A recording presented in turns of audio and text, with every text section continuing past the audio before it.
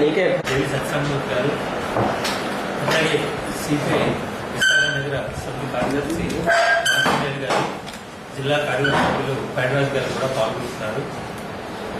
ముఖ్యంగా చంద్రబాబు నాయుడు గారు తెలుగుదేశం పార్టీ యొక్క మహానాన్ని విశాఖపట్నంలో జరుపుతున్నారు. అందుకే 2014లో ఎన్నికలు జరిగినప్పుడు తెలుగుదేశం పార్టీ తరఫున వారు మేనిఫెస్టోను విడుదల చేయడం జరిగింది. 3 సంవత్సరాలు గడుస్తున్నప్పటికీ కూడా ఆయన ఏదైతే వాగ్దానం మేనిఫెస్టో ద్వారా చేశారో వాటిని ఇంకా అమలు చేయలేదు. రెండోది ముఖ్యంగా ఉత్తరాంధ్రకు సంబంధించి చాలా వెనుకబడతనం ఉంది. కనుక ఈ 3 జిల్లాలకు సంబంధించి కూడా ఏ రకమైన అభివృద్ధి కార్యక్రమాలను చేపట్టడంలో తెలుగుదేశం పార్టీ సర్వ కనపరచట్లేదు. కనుక ఈ అంశాలన్నింటినీ కూడా ముఖ్యంగా జేవి సత్యనారాయణ గారు తెలియజేస్తారు. ఆ తర్వాత జిల్లాకు సంబంధించినటువంటి 2-3 అంశాలని నేను తెలియజేయడం జరుగుతుంది. ముందుగా జేవి సత్యనారాయణ గారు మాట్లాడతారు. మిత్రులారా, మహానాడు పద్ధతుల్లో లేకపోతే విద్యార్థులు తక్కువగా ఉన్నారనేటువంటి దాంతో మన జిల్లాలో అంటే విశాఖ జిల్లాలోని 618 ప్రాథమిక పాఠశాలలు ఈ విద్యా సంవత్సరంలో అంటే 17-18 విద్యా సంవత్సరంలో మూసివేయడానికి లేకపోతే పక్కన ఉన్నటువంటి పాఠశాలలో విలీనం చేయడానికి మీరు ప్రయత్నం చేస్తున్నారా లేదా?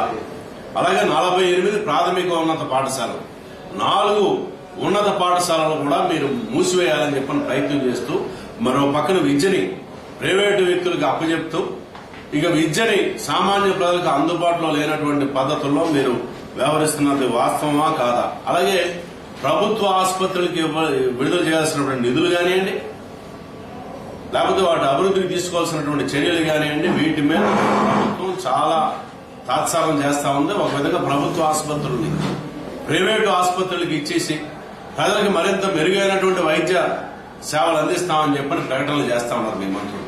అది వాస్తవమా కాదు? అంటే మీరు విద్యని వైద్యాన్ని రెండింటినీ కూడా మీరు ప్రైవేటు పరం చేసిన తర్వాత ఇంకా ఇది సామాన్యుడికి అందుబాటులో విద్యా వైద్యం ఉండేటటువంటి పరిస్థితి ఉంటుందా?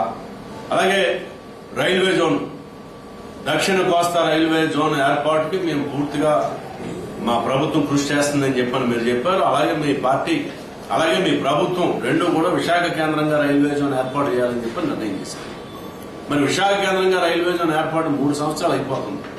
ఇప్పుడు రైల్వే మంత్రి గారు వచ్చారు, ఎటువంటి ప్రకటన చేయలేదు. రైల్వే మంత్రి గారిని ఈ రాష్ట్రం నుంచే మీరు రాజ్యసభకు ఎన్నిక చేశారు. అప్పుడైనా స్పష్టంగా మీరు హామీ తీసుకోవాలి. మొన్న రైల్వే బోర్డు చైర్మన్ వచ్చి మీ రాష్ట్రానికి చాలా చేశాము, ఇంకా మీరు జోన్ ఎందుకు అని చెప్పని ఆయన మాట్లాడుతున్నాడంటే జోన్ పరిస్థితి ఏ విధంగా ఉన్నదో అర్థం చేసుకోవాల్సినటువంటి పరిస్థితి. దీని మీద కూడా మీరు స్పష్టంగా చేస్తారా చేయరా?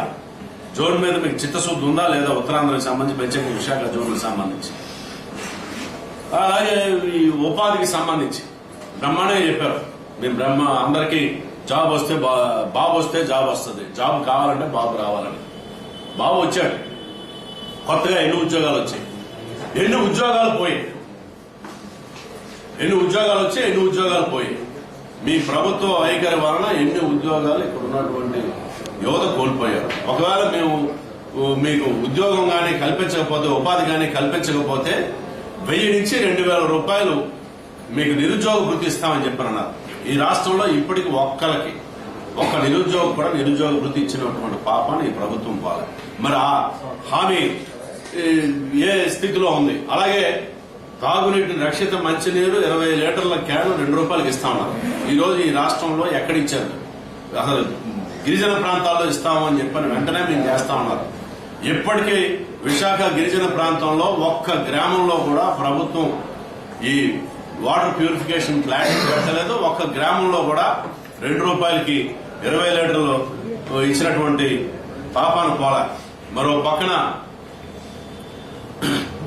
ఉపాధి హామీ కానివ్వండి, కార్మికులకి రక్షణ కానివ్వండి, మేము అధికారంలోకి వస్తే ఒప్పంద కార్మికులను కానివ్వండి, లేకపోతే పొరుగు సేవల్లోని ప్రభుత్వ సంస్థల్లో కార్యాలయాల్లో పనిచేస్తున్నటువంటి వారందరినీ మేము క్రమబద్దీకరిస్తాము.